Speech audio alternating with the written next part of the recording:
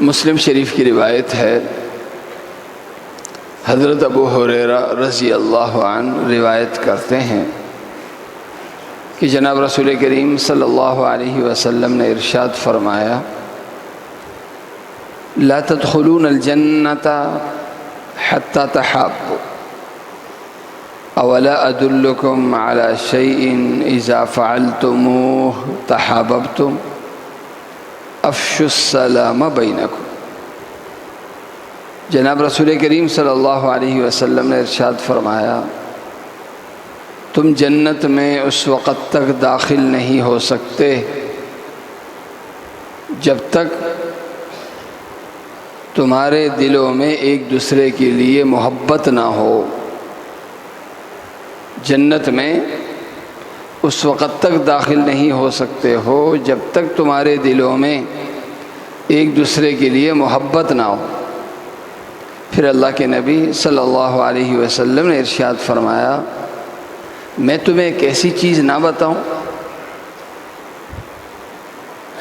کہ جس کی پابندی اگر تم کر لو تو تمہارے دلوں میں ایک دوسرے کے لیے محبت پیدا ہو جائے۔ پھر اللہ کے نبی صلی اللہ علیہ وسلم نے ارشاد فرمایا، افشوا السلام بینکم، آپس میں سلام کو رواج دو، آپس میں سلام کو رواج دو۔ اس حدیث کا پہلا حصہ کہ اگر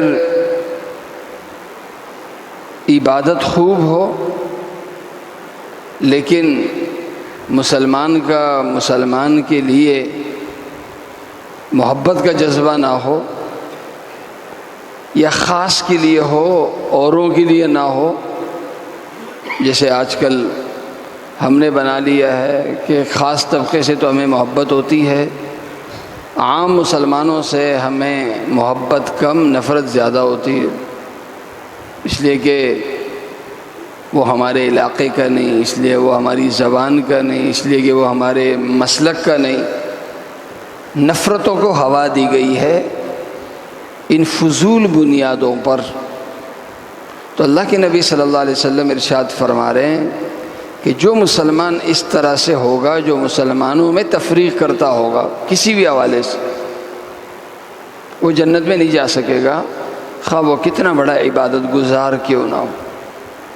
لہذا جیسے عبادت ضروری، دین کی دعوت ضروری، اسی طرح مسلمان کے دل میں مسلمان کے لیے محبت بھی ضروری۔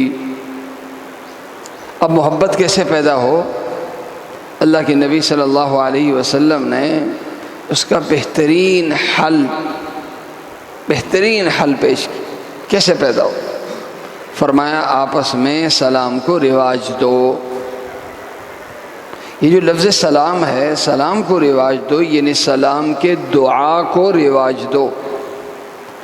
ہر شخص جب دوسرے کو دعا دیتا ہے تو سننے والا جب سنتا ہے کہ فلاں نے مجھے اپنی دعا میں یاد کیا یا فلاں مجھے دعا دیتا ہے تو اس کے دل میں قدرتی طور پر محبت پیدا ہو جاتی۔ ایک شخص بیمار ہے، دوسرے نے اس کے لیے دعا کی، اس کی موجودگی میں بھی اور باہر بھی۔ اس کو پتہ چلا کہ جی جب میں بیمار تھا مجھے بڑی دعائیں دیتا تھا، تو قدرتی طور پر اس کے دل میں محبت پیدا ہو۔ آج ہم بھی سلام کر رہے ہیں لیکن ہمارے سلام کے اثرات نہیں پڑ رہے ہیں۔